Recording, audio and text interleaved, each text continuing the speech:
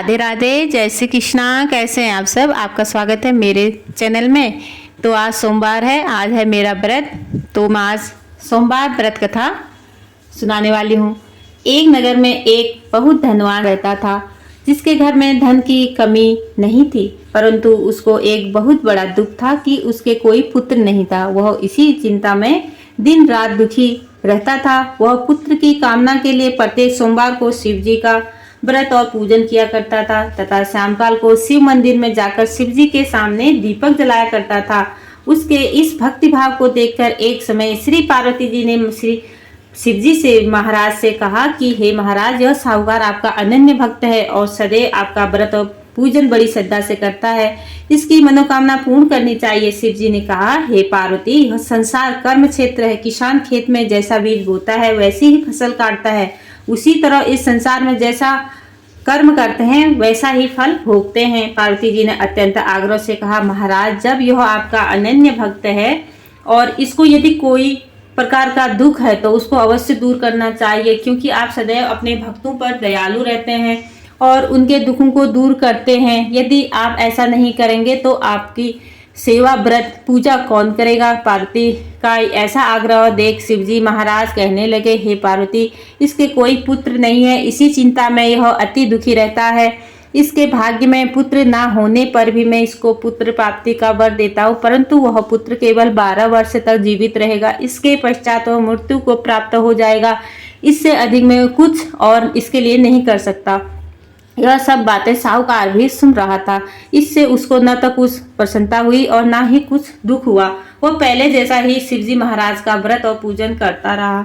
कुछ काल व्यतीत हो जाने पर साहूकार की स्त्री गर्भवती हुई और 10वें महीने में उसके गर्भ से अति सुंदर पुत्र की प्राप्ति हुई। साहूकार के घर में खुशी मनाई गई, परंतु साहूकार को केवल 12 वर्ष की आयु जानकर अधिक प्रसन्नता नहीं हुई और न ही किसी को यह भेद बताया।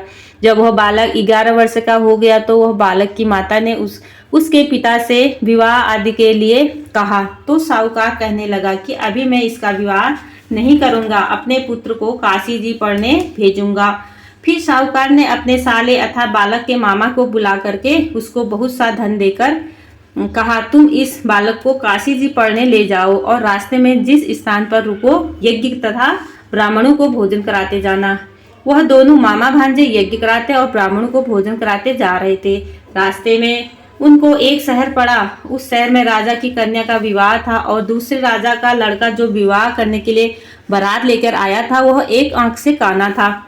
उसके पिता को यह इस बात पर बड़ी चिंता थी कि कहीं वर को देख कन्या के माता पिता विवाह के लिए कुछ अड़चन पैदा न कर दें। इस कारण जब उसने अति सुंदर सेठ के लड़के को देखा तो मन ही विचार किया कि क्यों न दरवाजे के समय इस लड़के से वर का काम चला लिया जाए। ऐसा विचार कर वर के पिता ने उस लड़के और मामा से बात की तो वे राजी हो गए। फिर उस लड़के को वर के कपड़े पहनाकर घोड़ी पर चढ़ाकर दरवाजे पर ले गए। वहां सब कार्य संपन्न से पूर्ण हो गया।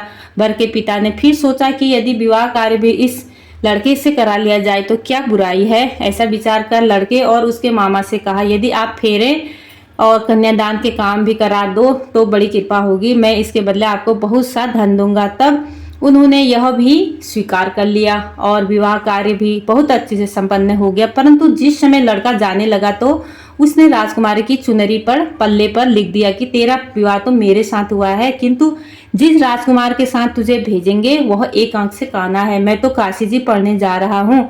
लड़के के जाने के पश्चात जब राजकुमारी ने अपनी चुनरी पर ऐसा लिखा पाया तो उसने राजकुमार के साथ जाने से मना कर दिया और कहा, मेरा पति यह नहीं है, मेरा विवाह इसके साथ नहीं हुआ है, वह तो काशी जी पढ़ने गया है। इस प्रकार राजकुमारी के माता पिता ने अपनी कन्या को विदा नहीं किया।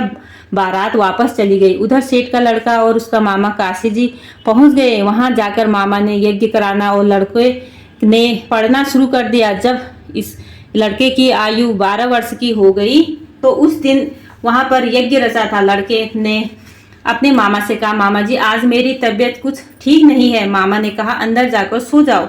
लड़का अंदर जाकर सो गया और थोड़ी देर में उसके प्राण निकल गए। जब उसके मामा ने आकर देखा तो वह मुर्दा पड़ा था तो उसको बड़ा दुख हुआ। उसने सोचा, अगर मैं अभी रोना पीटना मचा दूंगा, यज्ञ अधूरा रह जाएगा, अथवा उसने जल्दी से यज्ञ का कार्य संपन्न कर दिया। ब्राह्मणों के जाने के बाद रोना पीटना प्रारंभ कर दिया। संयोगवश उसी समय शिव पार्वती उधर से जा रहे थे।